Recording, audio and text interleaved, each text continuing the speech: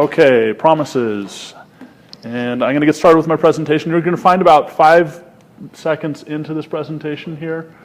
Are you hooked up to me? This is me. This is me. Good. Yes, absolutely. We'll switch to this presentation mode, or we'll just turn them to off. Can we see now? Yeah. We can see now. Okay. Let's switch to my browser. Okay, giving away my secrets. Okay, promises. Disclaimer, I already gave you the disclaimer. There's a lot of really smart people who like promises, and the APIs are built on top of them.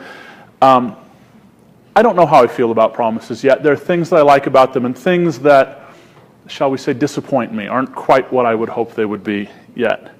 We may not even get to those things, though. We're going to talk about the basics first. The JavaScript event loop. Who can give me a quick description of how the event loop works? Never mind, it's not a good thing to ask questions like that because I'm being recorded and you are not. The event loop, a series of execution stacks until there's nothing left to do. What does this look like?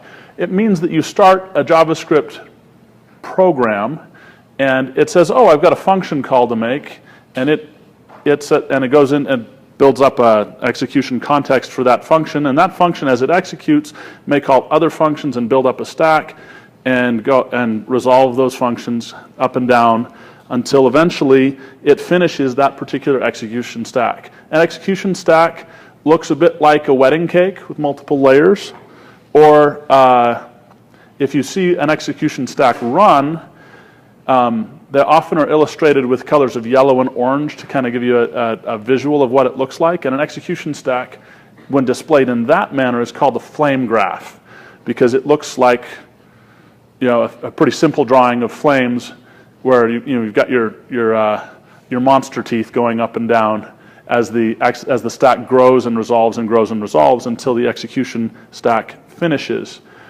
Now, JavaScript is single-threaded, so you only have one execution stack at a time, but you still want to be able to do asynchronous things, so other things get stuck on the event loop, which is essentially a queue of things that are function calls that are to be made when the event loop can get around to it, when the previous execution stack finishes. So the event loop says, oh, I've got something to run. It runs an execution stack. When it finishes, JavaScript goes back and says, hey, event loop, have we got anything there ready to run? And it runs another, if it does, it runs another function. Now there are a couple things that will happen there that are kind of, I'm glossing over this. This is a quick summary. This is not a perfect description of it. But if you do a set timeout says, hey, in 500 milliseconds, put this thing on the event loop so that it'll run. And if you've got one of those references hanging, or a reference to a timer, a timer is the thing that scheduled something to be put on the event loop. If you've got a reference to a timer hanging around, then the event loop will stay open, and it'll just wait until that timer is able to put the thing on the event loop, and then it'll run that function. Another aspect of this is if your execution stack takes a long time, say you did something silly like do a while loop that counts to 1 billion, that'll take a while, and the event loop's just going to sit there and go, yeah, I saw this set timeout for 500 milliseconds, and it's on the event loop, but I can't do anything about it because I'm still counting for you. You asked me to count to 1 billion. So I'm going to do that. I'll see you later today, or whenever it might be. And it'll get around to that thing that's supposed to have happened in 500 milliseconds, but really is going to happen a lot later than that. The same thing happens with I/O in Node, particularly. When you make a call to the file system, you can do it synchronously, but if you do, it's going to be that count to 1 billion problem for however long it takes the operating system to get back to you with the file. And so Node recommends that you make that call with an async function. You do a fs.read, and that'll do it, and you give it a callback, and we'll talk about what a callback is in a moment here. And it gets back the data for you after it's ready. Well, the nice thing about that asynchronous call is it doesn't block the event loop. What it says is, oh, operating system, go do this, and when you're done with that, stick the result in a function on the event loop that'll call my function that I've passed you as my callback.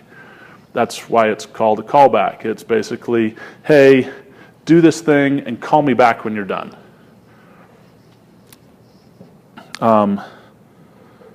Yeah, sorry.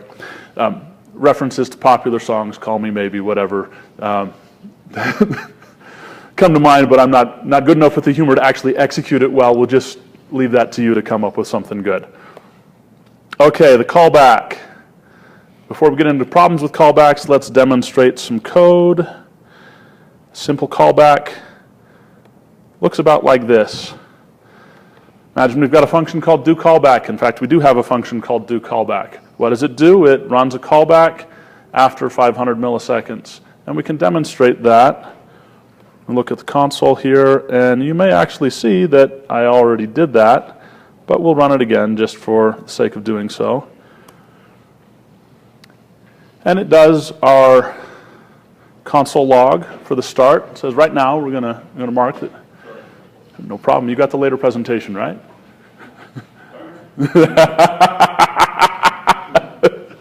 Thank you. Right now we're going to log start, and then when our callback is called, we're going to log end. And you can see that in our execution here, we're about 500 milliseconds apart. Not exactly 500 milliseconds. There's a difference of an extra 5 milliseconds there. Again, illustrating the event loop that we were talking about. It takes time to actually run something in your execution stack. Okay, so problems with the callback. Maybe sync and semi-sync.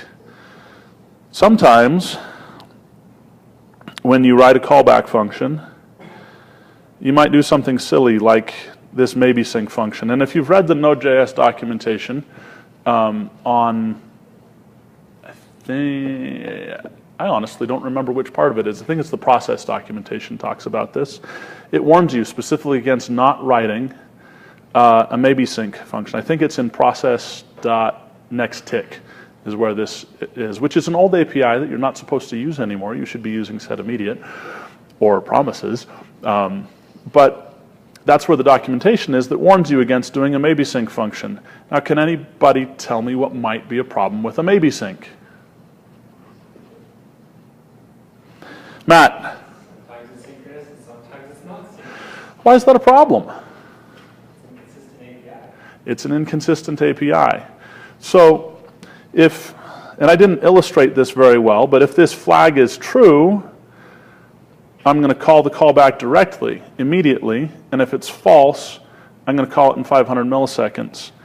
Now, if this callback were manipulating state in some way, the difference here would be that the callback would be called in, if the flag is true, the callback would be called in the current execution stack, manipulate whatever state that callback might manipulate, and then drop back out to continue on with the program.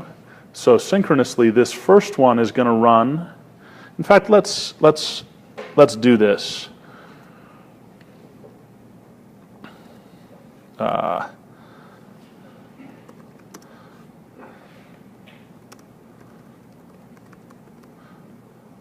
Wow, I'm having fun here.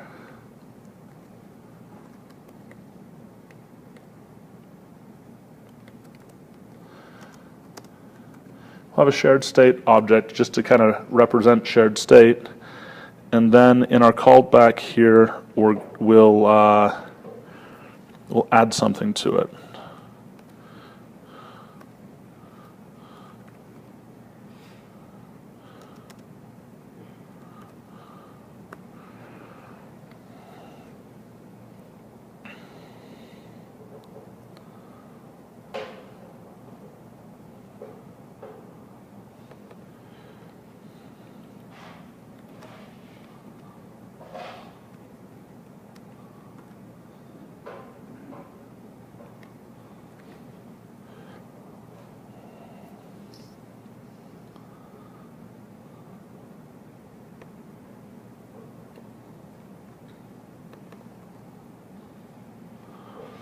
Let's see, what will this do? So when we do shared state maybe like that, it's going to be falsy because it's undefined, and so it's going to run the set timeout and wait 500 milliseconds.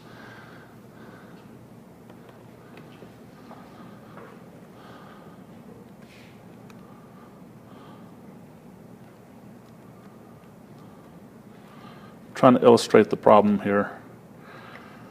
Let's see what happens.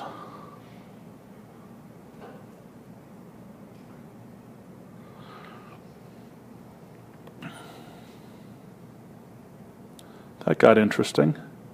So the point here, and I don't know if that illustrated the problem very well. It's what comes of trying to write an example as you're going, or in a short period of time. But what's happening here is, if the flag is false, I'm going to call the callback immediately. If the flag is true, I'm going to call the callback after 500 milliseconds. And the state that's being manipulated by that callback is going to get modified either immediately or later, and I don't really know which. I can't rely on it consistently. So that's one of the things you're warned against. Oh, maybe that's what. Anyway, I don't care. Next thing is a semi-synchronous function. In this case, it's consistent in what it's doing, and you may actually have a pattern that does this. In fact, promises are an example of something that can be semi-synchronous in terms of how they do things. But you still want to be aware that this is something that can happen with a callback in Node. If you'll note, we've got shared state again, and we're going to manipulate that shared state by adding a semi-sync flag to it that says, hey, semi-sync is true, and then we're going to call that callback in 500 milliseconds. What I mean by semi-sync here is there are some synchronous actions taken, some actions that are taken in your current execution stack, and there are some actions that are taken later in an asynchronous manner. So if we do semi-sync, you can kind of see that semi-sync was set to be true immediately, and then async was set to be true later. All right, so those are some challenges that you can get with a callback way of doing things. Callback signatures. With your function signature, who's familiar with the standard error first callback convention in Node? Raise of hands. Few people here. Okay, an error first callback looks like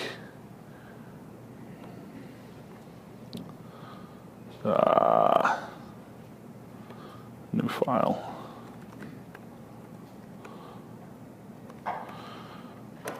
Not actually going to write a full function here, but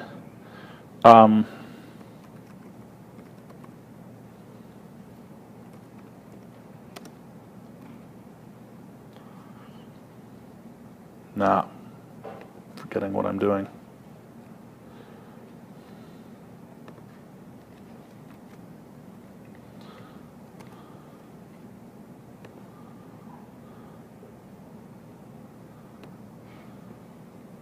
Declare this convention somewhere, because I've only seen it like everywhere, but it's sort of just assumed.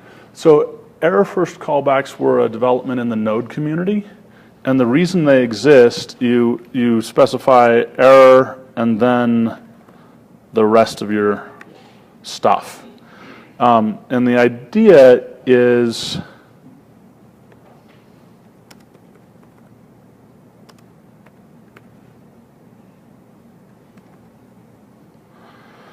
I can spell, I promise. Okay, so the idea of an error first callback is it allows you to specify immediately as your first parameter whether or not your asynchronous function had an error. Maybe I can pull up a better example of this. I mentioned the Node file system.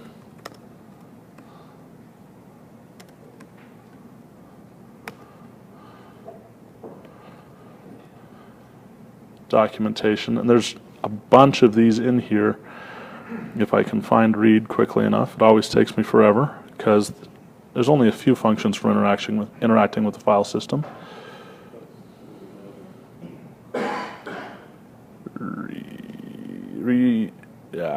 Read file, that's a good one.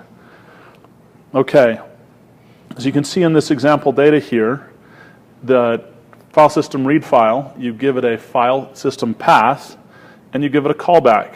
and the callback has a error back or an error first callback signature, where it basically says, hey, if I had an error, I'm going to pass it to you as the first parameter of your callback. And if we got data, that will be falsy. It'll be undefined or null. And I'll pass you your data as your second parameter. So you can have a callback that looks like this. Error, data, and if I got an error, I'm going to throw it, or you wouldn't actually throw it. That's a bad thing, and we'll talk about that in a moment.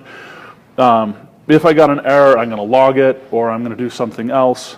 And if I got data, well, here it's just logging it, but I'm going to pass it along down the line to my program. So that's what an error back or an error first callback looks like.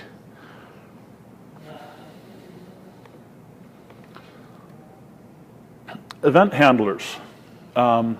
Who's familiar with an event handler that I can talk about really quickly? Again, I'm recording, you are not, so I'll do. Okay, let's talk about a click event handler in the browser. We're familiar with this, right? When the user uses the mouse to click on an element in the web page, we want to respond to that event by taking an action.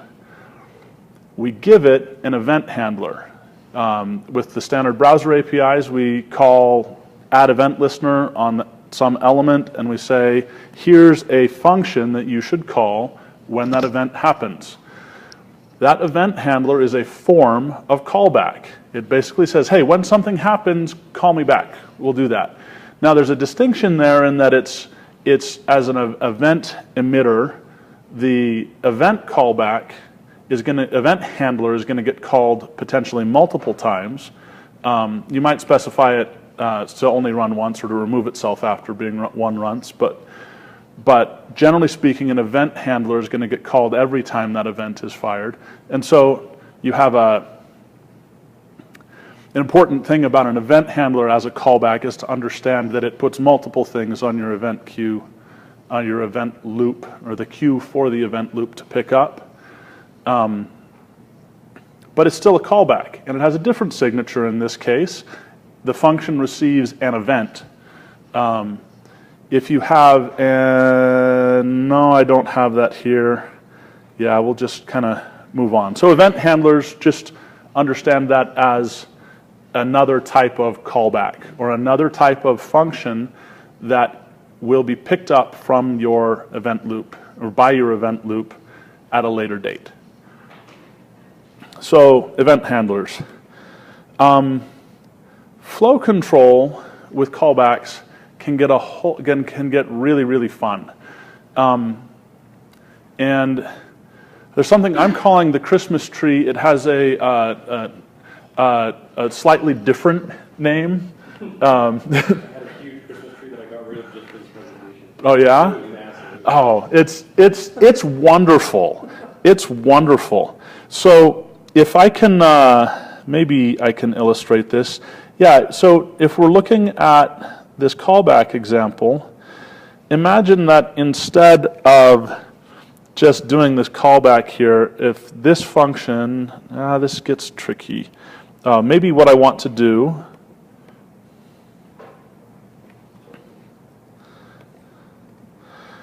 is call that callback again, or some other callback, and then again, and then again, It's like if you have like 3 APIs you want to hit. and then again, and I need to hit them in sequence. Yeah, there's a series of things that I need to do here. So I need to call the first asynchronous function and then call the second asynchronous function and then call the next asynchronous function. Do you see the Christmas tree forming here? It gets really difficult to deal with, say you've got an 80-character line length limit, and you're running up against that pretty quickly. You've also got in this a whole lot of closures. Can someone quickly define for me what a closure is? We stop data in a function. Yeah, it's data that's available to the function that was available to the function when the function was created, and the function needs that data to run, right? So it's data associated with the function. Well, that means that the JavaScript garbage collector can't get rid of that data. It's got to hold on to it. And so the deeper you go into one of these Christmas trees, the more closures you've got hanging around, the more potential you have for effectively a memory leak. So there are other challenges with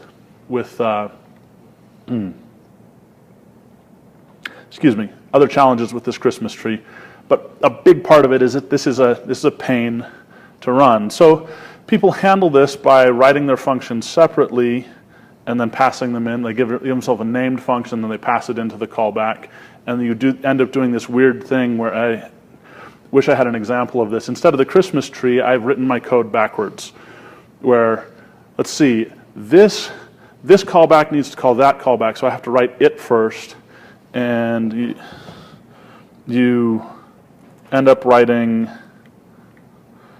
function 10, function 9, function 8, function 7, function 6, because function 9 is going to call function 10, function 8 is going to call function 9, function 7 is going to call function 8, function 6 is going to call function 7, etc., down to the point where function 1 is going to call function 2. So you end up writing it backwards to try to avoid all these, try to avoid the closures, and you end up, it works, but it can be a bit challenging. So that's the Christmas tree, or I guess that's just one of the forms of callback purgatory. And the other is the unhandled exception. Or one of the other problems with a callback is the unhandled exception. So imagine here, we're going to do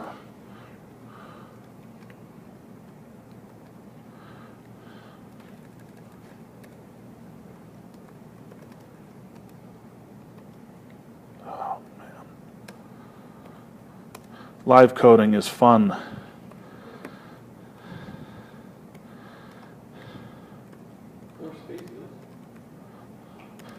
Yeah.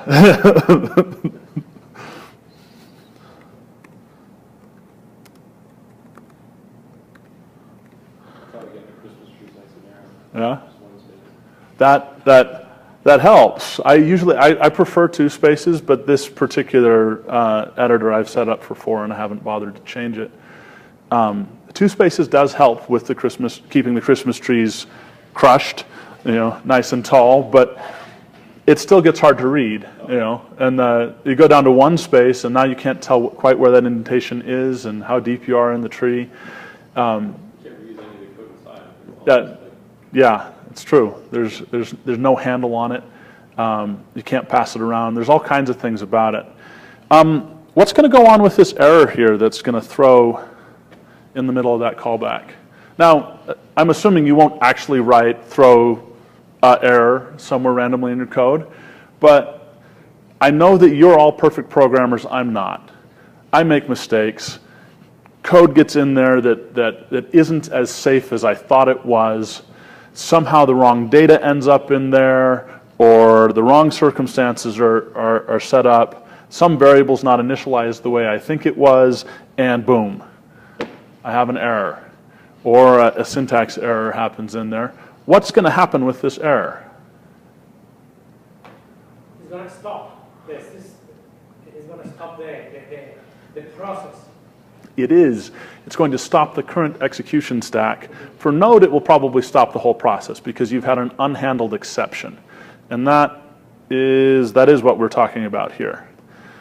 Okay. Now, a critical thing to understand about this is, again, that execution stack that we've talked about. We went into an execution stack. We're executing here. We finished.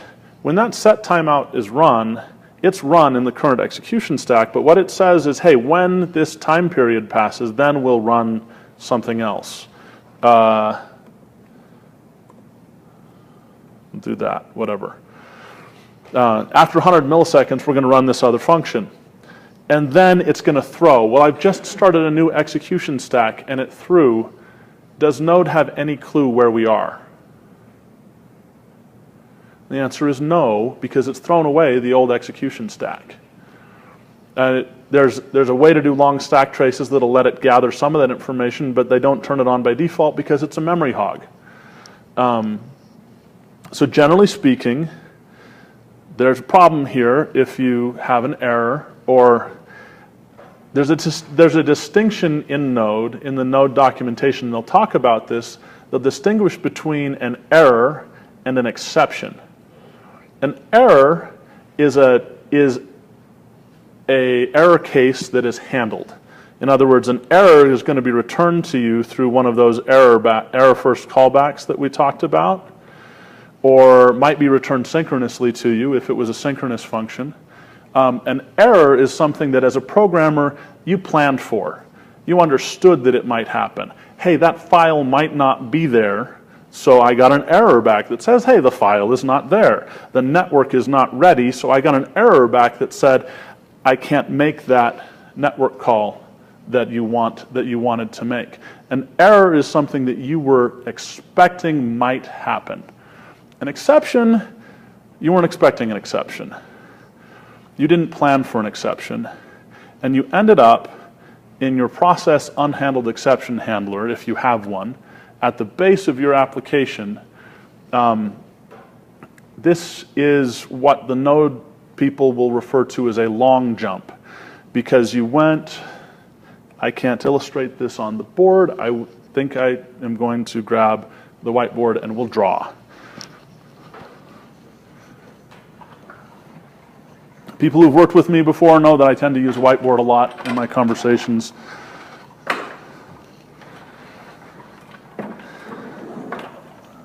Don't necessarily record super well, but oh well. Okay.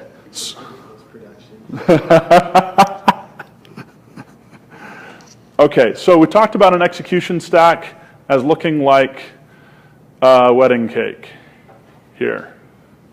Well, I got to this layer here and I threw an error, and what it's going to do is it's going to do a long jump down to here, and down here it's going to start running another execution stack that's for handling that error. There is, on the process API, process in Node is an event emitter. And so you have process uncaught exception.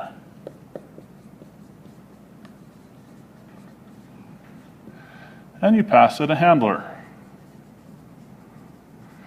And that handler, if you read the documentation on the uncaught exception error, what they say is you should log it, clean up as best you can, and exit. And that's all you should do in a process uncaught exception handler. Does anybody know why?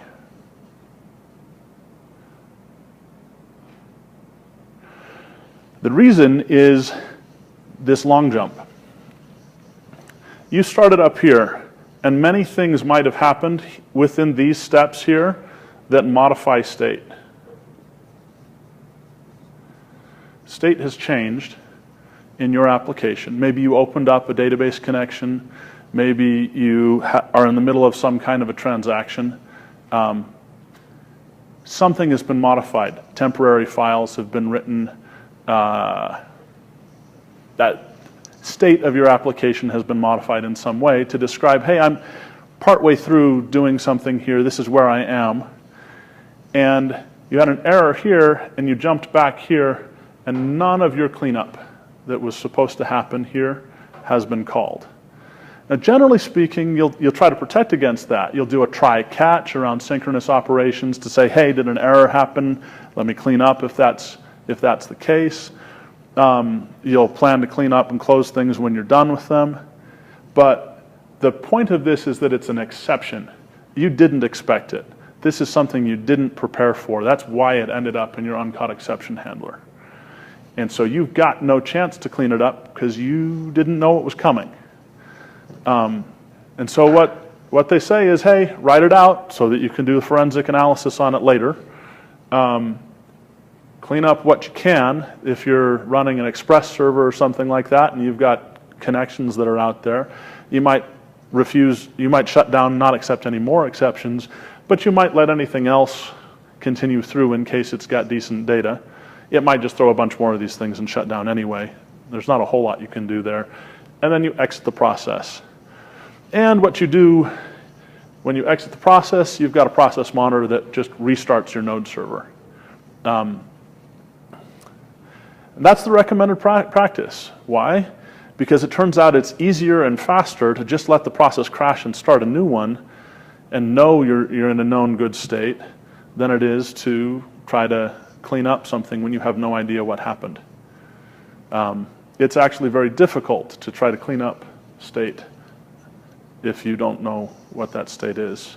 Now you can protect against this by writing your program as statelessly as possible. If you don't have state, then you don't have unknown state, but it's something to be aware of. Okay, so that's an uncaught exception handler. And now I need to push this out of the way somewhere. Close enough, or far enough.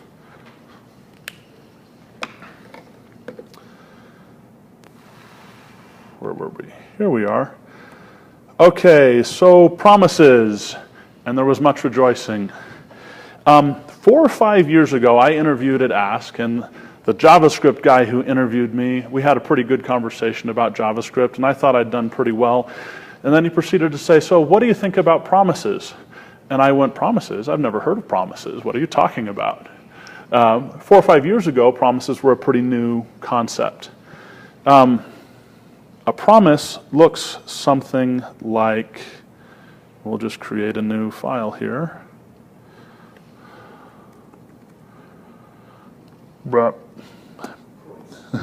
There we go. Promise. Okay, so new promise. Wow, missing all my characters here.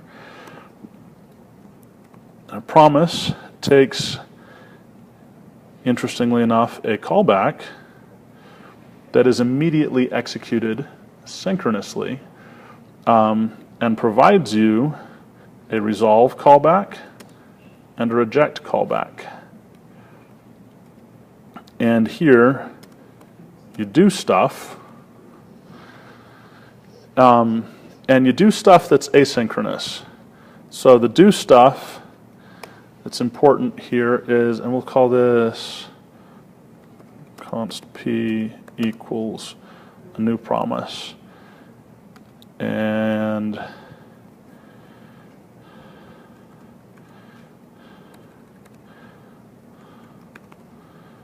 set timeout.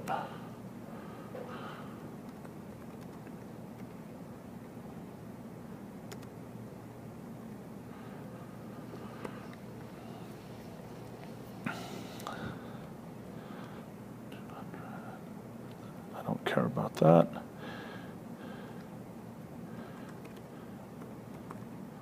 Date.now, modulus 2, solve, or reject.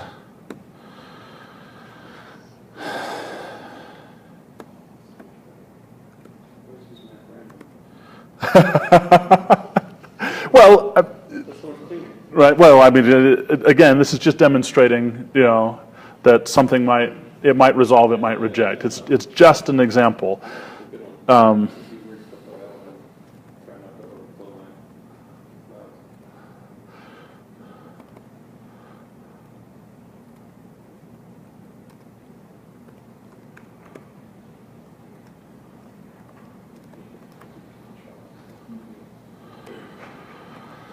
Okay, so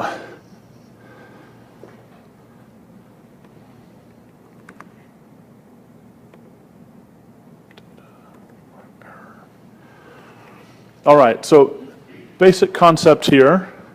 I've got a promise. A promise is either going to resolve with data or reject. If you remember our error first callback that Node used, Node said, hey, give me a function, a callback function that takes an error first and then any data that you might want.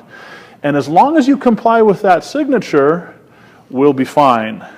Well, if you forget that that's the signature of the thing that you're calling back and you actually pass it a function that expects the data to be first, then your data suddenly you're getting back null, and you have to do some things to make sure that you actually comply with that error first callback convention.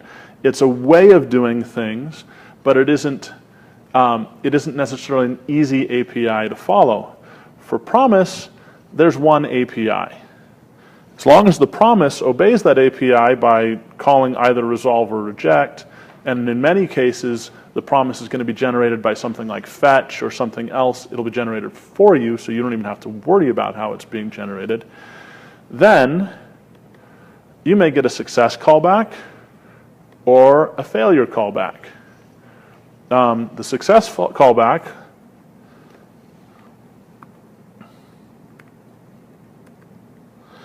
is going to have whatever data was passed to resolve, and the reject callback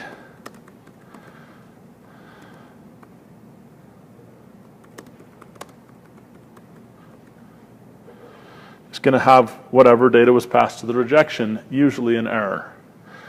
And what's going to happen is, if you succeeded, well, then we're going to call whatever callbacks, whatever's listening to this then, whatever callback is passed to then.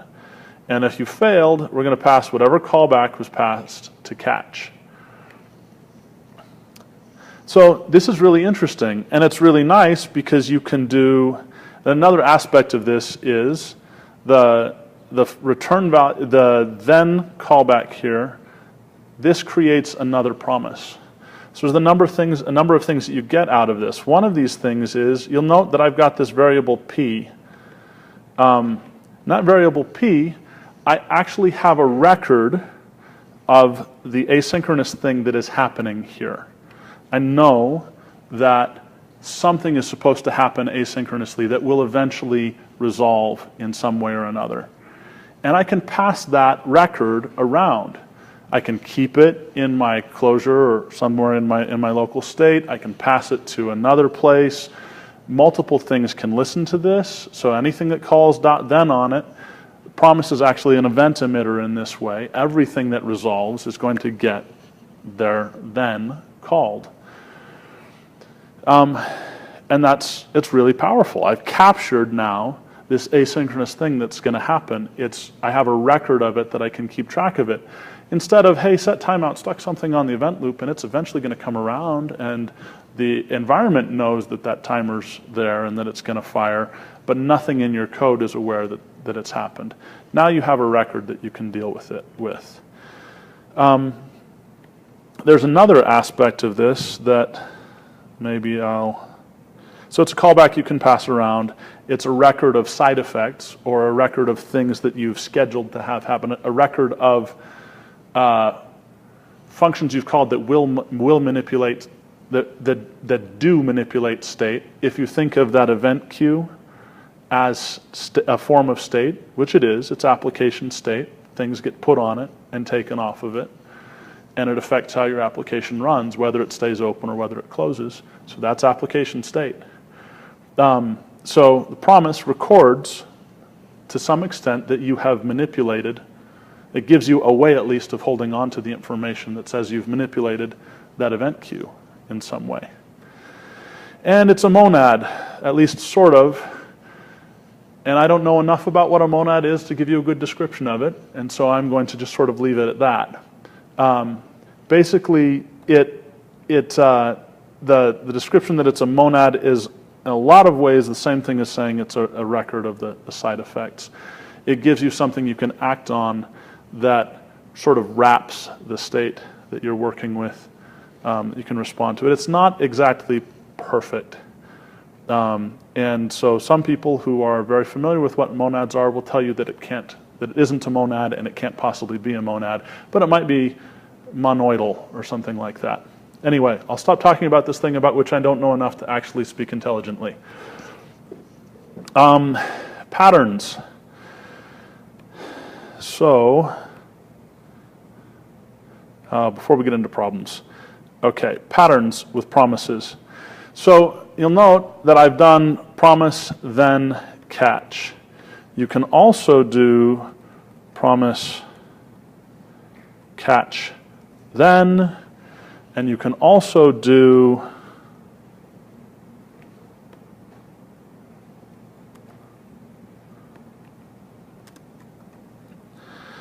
then can take a second argument that handles the rejection.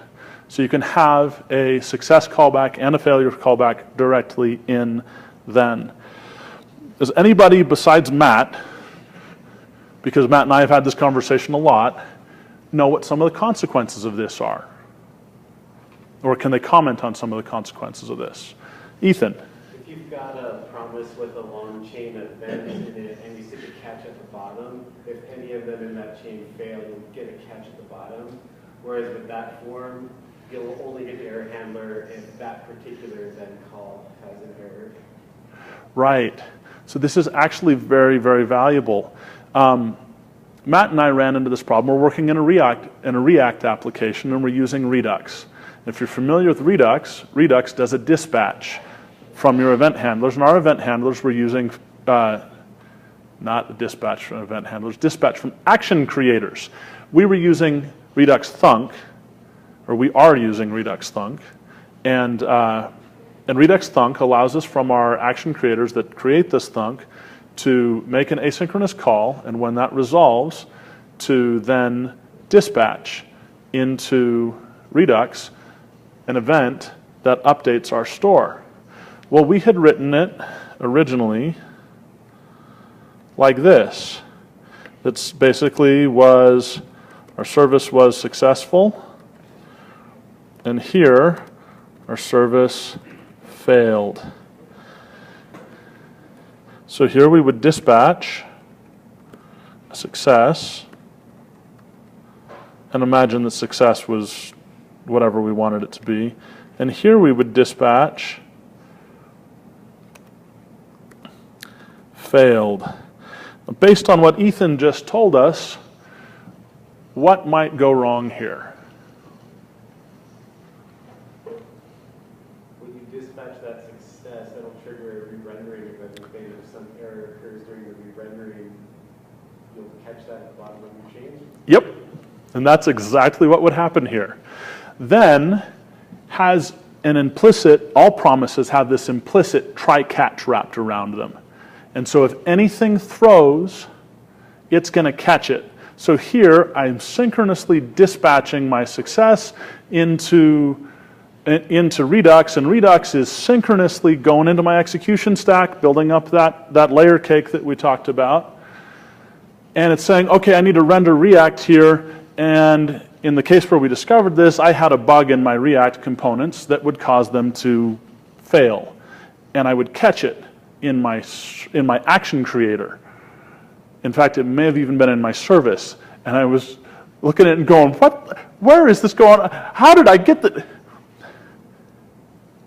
I would catch it here, and I would send a service error, dispatch a service error into Redux, and it would go to re-render again, and you know, still have the problem, and still, it was fascinating.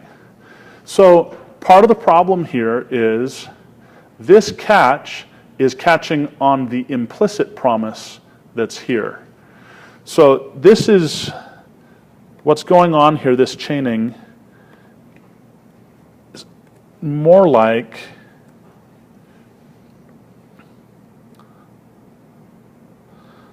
you said let A equal that, and then you do A catch. There's another promise that's created by then, and that promise will reject if either the original promise rejects or anything in your then causes it to reject. And so you want to move this, you can move things around.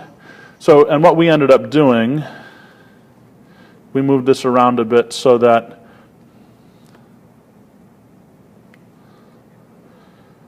it looked more like this.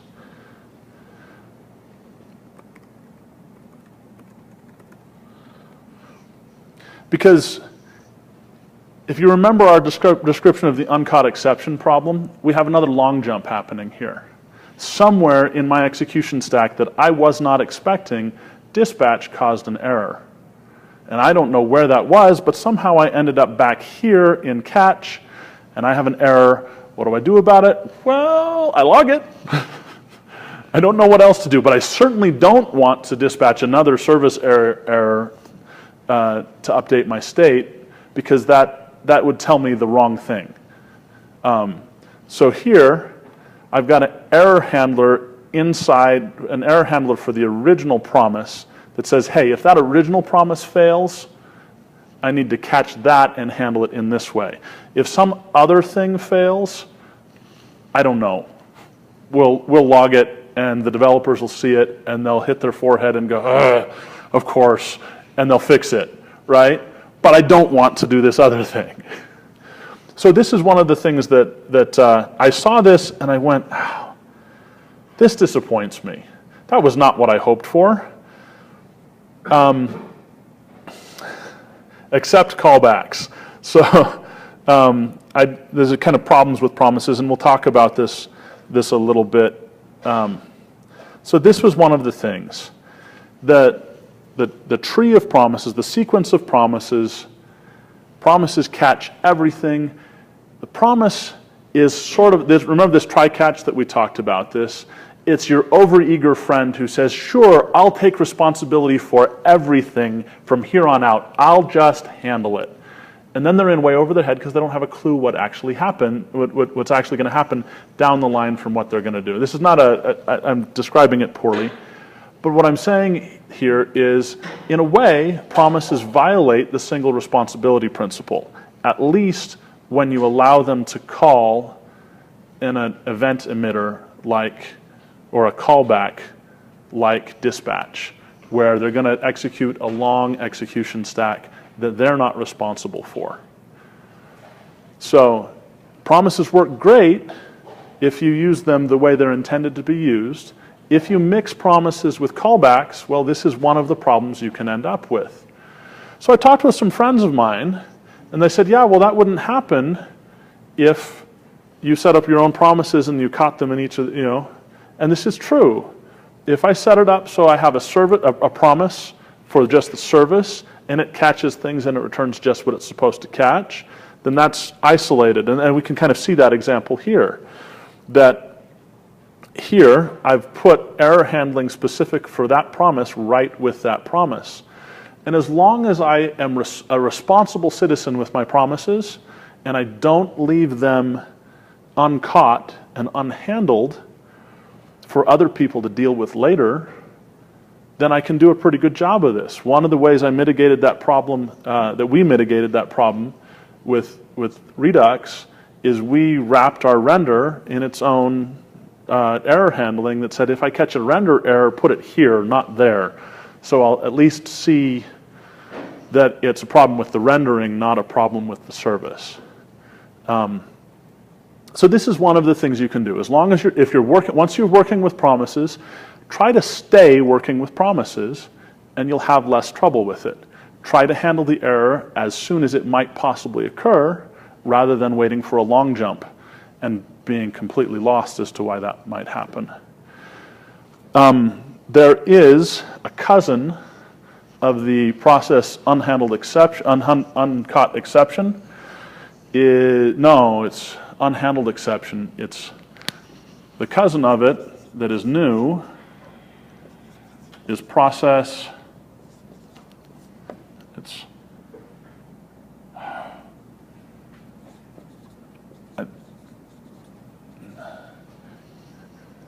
is it unhandled rejection? It's uncaught rejection. I think I mixed these things up here. Reading the documentation is highly recommended because, my memory is imperfect.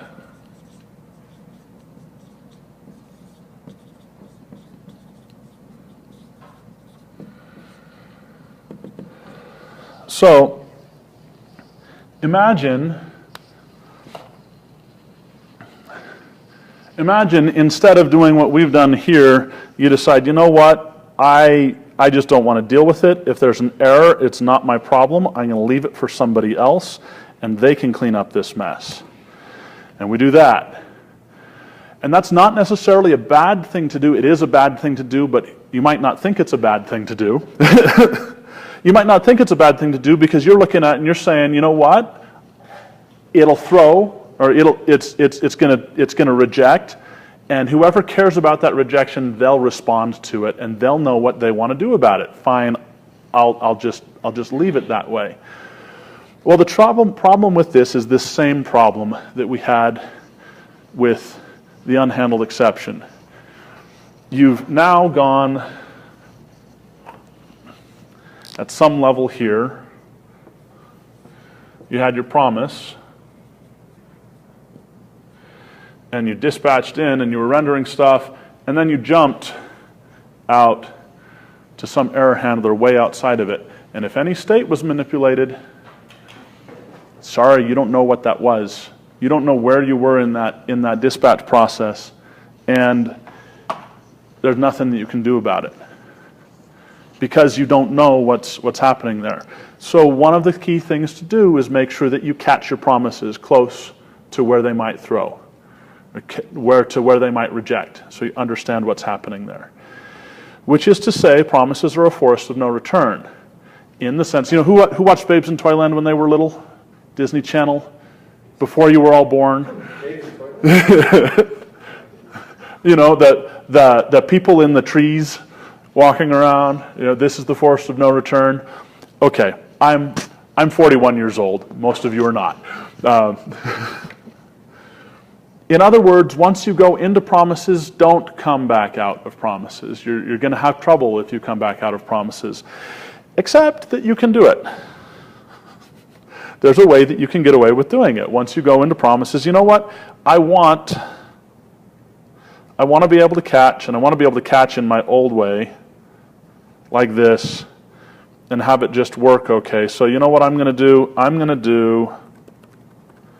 We'll do set immediate here. And I'll just call dispatch in a set immediate. Well, what's this going to do? It's going to drop another thing on my event queue that is going to run that the promise no longer has any clue about. The then promise is going to get an undefined return to it because set immediate doesn't return anything, and it's going to resolve with that undefined, perfectly happy because nothing caught that implicit try-catch that it has to make it reject, and then it'll go ahead and run dispatch. So promises are a force of no return, except if you know how to sneak out the back door. Well, this is a problem if you want to consider promises monoidal. If you want to have the promises actually giving you an accurate record of side effects that might be occurring, it's no longer keeping track of this side effect. You've escaped from promises, you've escaped from your force of no return, you've escaped from this problem of I'm catching something I didn't intend to catch here, I'm not taking responsibility for that code because I don't know where that callback came from, it's not my business. You've escaped that problem, but now you don't actually know what's going on. And so now instead of getting a process unhandled rejection, or uncaught rejection for the promise that you didn't catch, you might get an uncaught exception. We're back to where we were before, where all we can do is, hey, there was an error, I didn't know what it was, I better quit. All right, we're 3 minutes to 7. I kind of introduced some of my so this is the can't catch me, is I can do a set immediate and get out of there. If your promise code needed to do layers of asynchronous stuff that it was using, say, callback-based code on, it might throw one of those errors in a place that can't be caught by the promise. And I wanted to experiment with that and make sure that I'm telling you the complete truth there. But I'm pretty sure of it because I can do a set timeout and get out of it. If I'm in a context that the promise doesn't know about, the promise can't catch it. And therefore, the promise might actually need to reject, but it won't. Or it might never resolve at all. And so you have to watch out for that too. We've talked about event emitters. I talked about event emitters in the context of Redux. Redux is basically an event emitter. It's an observable pattern in that you have this thing that you can put a subscribe to and have a handler. And basically, whenever Redux gets updated, that handler is going to get called. It has an event that's called back. So this is an example of the sort of thing that might go wrong with an event emitter with promises. If I say, then, I succeeded, then do this event emitter, the event emitter is going to synchronously run all of the event handlers that have subscribed to that, say, Redux store. And if any one of them fails, reject that promise. So this is something you want to be aware of as you're dealing with promises. I don't have any great conclusions about this. This is just my experience that I'm describing. I wanted to get into talking about async await and experimenting with what might change with async await and how it might handle things. Async await lets you use promises, but use them in a way that looks like you're doing synchronous code. So you write, do this asynchronous function, do this asynchronous. It just. It might be. It might be ES7 or ES8 is where async await is there. Yeah, yeah. It's in Node 8. The asynchronous. Yeah, It's not yeah. It's 8. Async await. Yeah. And I believe that it was part of the version of ECMAScript that was released this year. I'm not certain of that, but I believe it was. And it's really cool. It uses promises under the covers, and you can wrap it in a try-catch block as though it were synchronous code, and it will handle it quite nicely. It's really worth looking at. I want to see if there's fewer of these problems. I know that I was reading a blog article, a Medium article this morning that was talking about the person doesn't like promises, but they like async await, even though they know promises are used under the covers. And it's a really good article with a lot to say for it. There's another article I would recommend looking up if you get the chance. About 4 years ago, somebody wrote an article. The analogy was about red functions and blue functions. Look up Node.js red function, blue functions, and you'll read this article. When I first read it, I thought, man, this guy just doesn't understand JavaScript. What is he thinking? And then I reread it again earlier this year when I was looking at some of these problems with promises, and I went, oh, yeah, I didn't fully understand what he was talking about at the time.